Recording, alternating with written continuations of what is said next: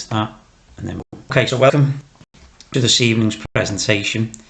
My name is Mr. Halliday, and I'll just take you through some of the information and standards that we expect over the next 2 years.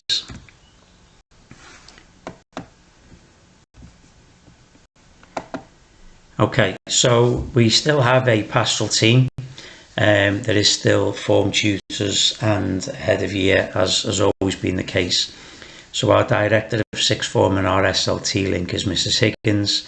I'm the student progress leader, and we have a sixth form administrator and attendance officer called Mrs. Jervis, who is in the office on Monday, Tuesday and Wednesday, and she will deal with any attendance, appointments, etc.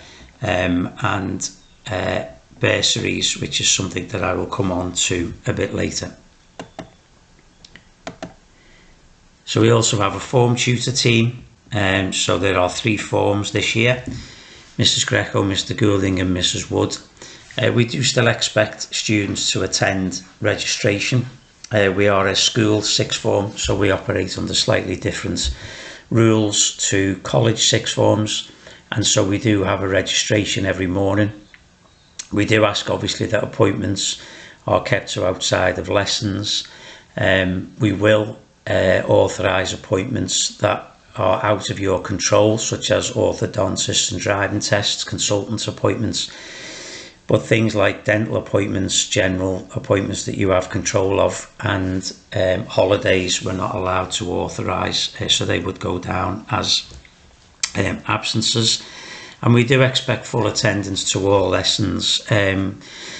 With being a Catholic school, we have a general RE lesson, and we have what's called supervised study, which is where each student has chosen 2 lessons a week to spend time in our study area in school, and that is supervised by a member of staff, where they arrive with work to do and get on with it in a quiet way. So we still make use of class charts. I don't know if you're aware, but class charts is now our registration system. So you can see up-to-date attendance, but also timetables, any homework, and we are beginning to use this more and more now for announcements and communication with home. So we would ask that if you haven't already, you download the class charts app. We can provide you with the login details if you were to contact us at school, or send in your son, daughter into the office, and we can provide you with the login details. So all of our courses have 3 courses. So this could be a straight A level, which is what's called synoptic assessment. So that means that all of the units will be sat at the end of year 13. So that for us is mainly our academic subjects, sciences, psychology, history, geography, maths, etc.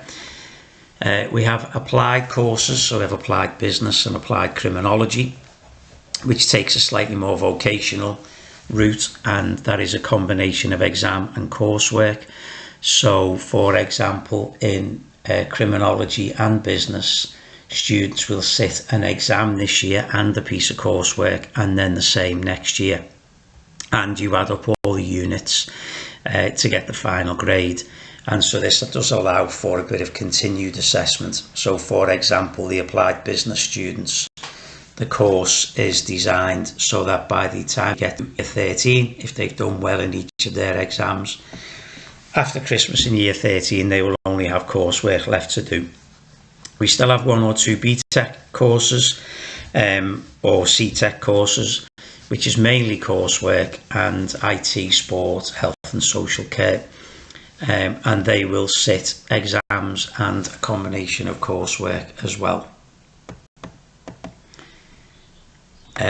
We still have a dress code, or we do have a dress code, which we sent out to you in the summer.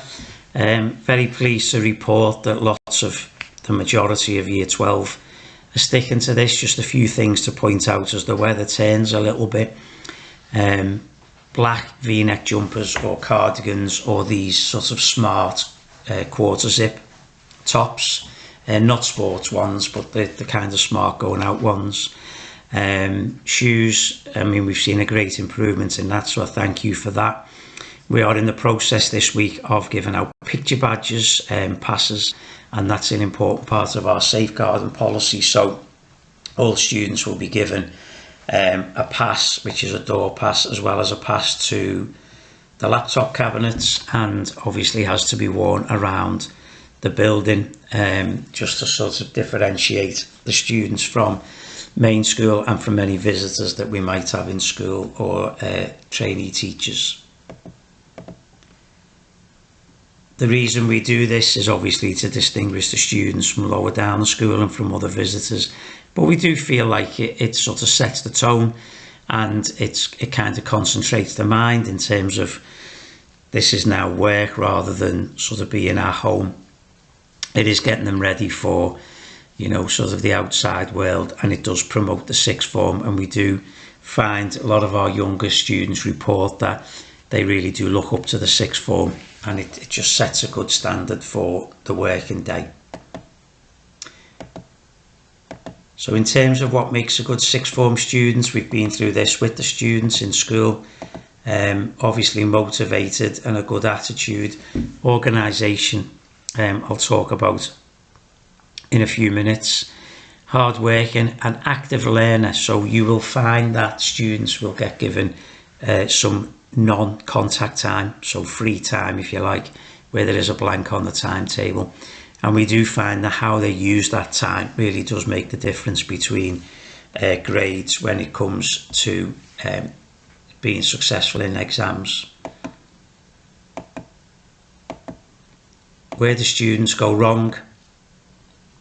Obviously a lack of motivation and not attending lessons is really the first sort of worrying step. So we will contact you if students don't attend school or don't attend lessons, so you will get the first day absence as you've been used to lower down the school, and we feel that's a very important part not only of our safeguarding policy but also a good place to start identifying where problems go wrong.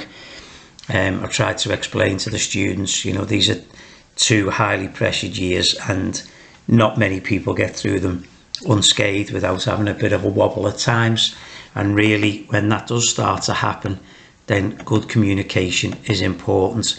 Coming in and asking for help, coming into us and speaking to us is really important. It takes a change in attitude, so you know, I only did last minute revision at GCSE isn't really going to cut the mustard with us at A level, and so we are looking for consistency over the 2 years. Obviously we do appreciate the fact that they are going to start getting part-time jobs if they haven't already. They're going to start socialising a lot more as they turn 18 next year, but you know, we would ask that all that is sort of kept to a minimum. There is a lot of research out there that suggests that more than 12 hours a week in any part-time employment does severely affect grades. Obviously we're in the early stages of the term, but you should start to see a real increase in work being set via class charts, via, you know, the students coming home and really being asked to knuckle down and get on with some work outside of the classroom.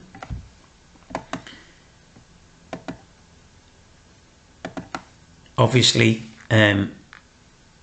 you know, there is a work-life balance, so we would expect them to keep up sort of gym, sports activities, going out for a walk, etc.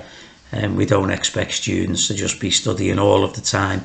It is very important that they do sort of balance, and what is a really good exercise even now is to be setting aside regular time, so they know, you know, if they know that Saturday morning is sport or Wednesday night is sport, and that is that they're not able to work there, then they plan the time. And we have spoken to them about maybe getting into a routine straight away where you set aside time for specific subjects and you do what's called chunking your time, so maybe no more than 45 minutes at a time, and then come out the room, go for a walk, do something completely different, and then maybe going back and tackling a second subject for the night, and then that's it. Because getting enough sleep and being, you know, an all-round person rather than just studying is extremely important.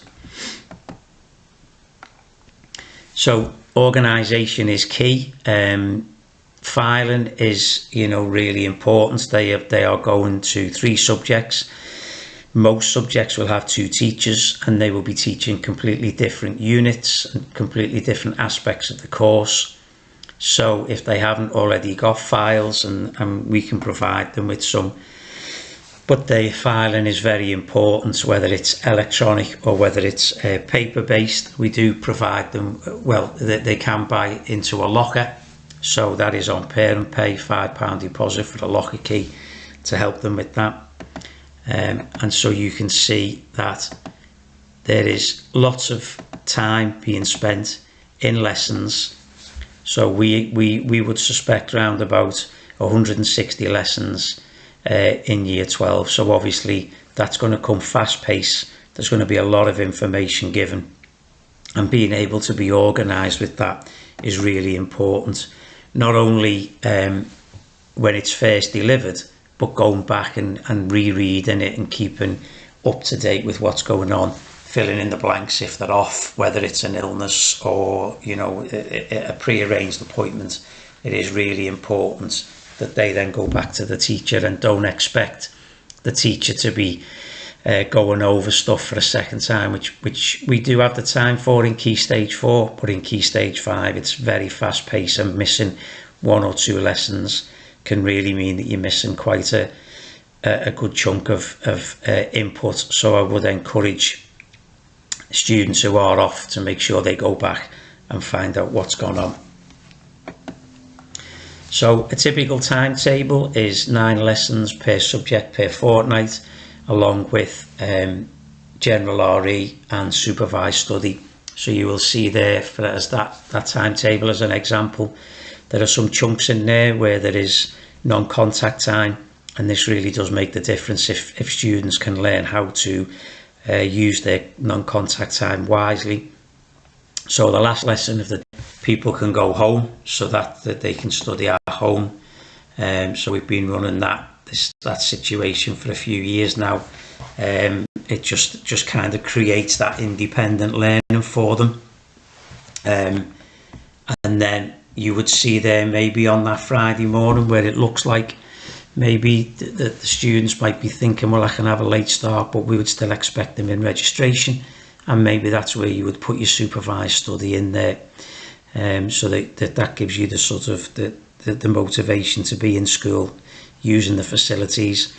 Students will soon be given access to a brand new bank of laptops that they use with their ID pass, so they can sign the laptops in and out like that. So we have plenty of study facilities in the study area, and also dotted around the sixth form block. There's a landing upstairs with 7 or 8 desktop computers on, and there's usually a spare classroom that they can also go and use for independent study.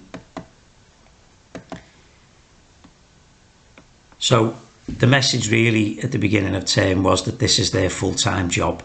Obviously we would encourage them, you know, part-time jobs are fantastic in terms of skill development, but the real focus has to be on the study and making sure that they get everything done, everything in on time, because like I say, it's fast paced, and if you start to fall behind, then that can unravel quite quickly. So in terms of communication between ourselves, we've set up on class charts for teachers to record one of those 4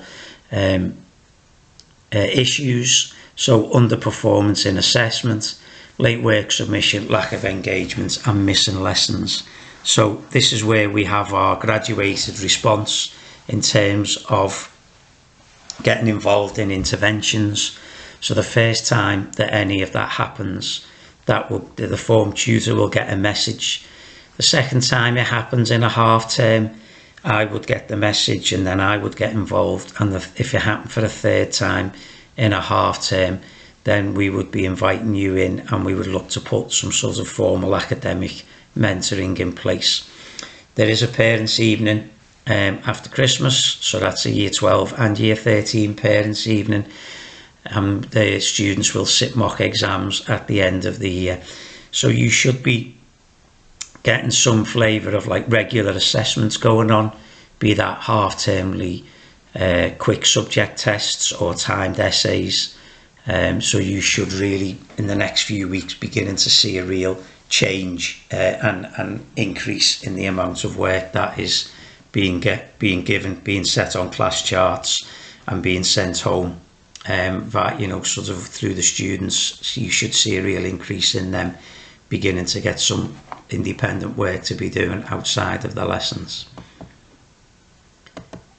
So we have a bursary fund, so we have a sum of money that's given to us that we can use to allow, to sort of for expenses in the sixth form. It is means tested. All the details are on the website and packs are available from the office, and we would encourage you to have a look at that. We do have some flexibility with it if it's for the odd piece of expenditure that is unusual, or if your circumstances change throughout the year. The people who qualify for the bursary, it is £250 a term, and that is paid directly to the students, and that is obviously meant to offset some of the expenditure of coming into school. That's why it says there about bus and train passes and books and equipment, etc. There is a week's work experience at the end of the academic year. We do ask students in the first instance to find their own placements. We don't have sort of the employers in terms of students and their specific interests. So sixth form, we are more to sort of, for it to be career led in terms of what they might want to do when they leave school, rather than in year 10 when it is just an experience of work. So we do ask them to let us know early what it is that they might be interested in, and then we encourage them to start sending emails and trying to set things up for themselves. And those who obviously get in there earliest, do get the better chances and choices.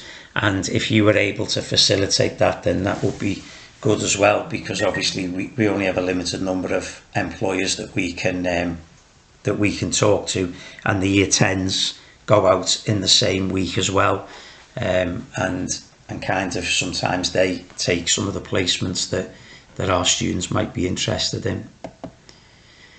Okay, so that was just a quick run through of the sixth form and our expectations.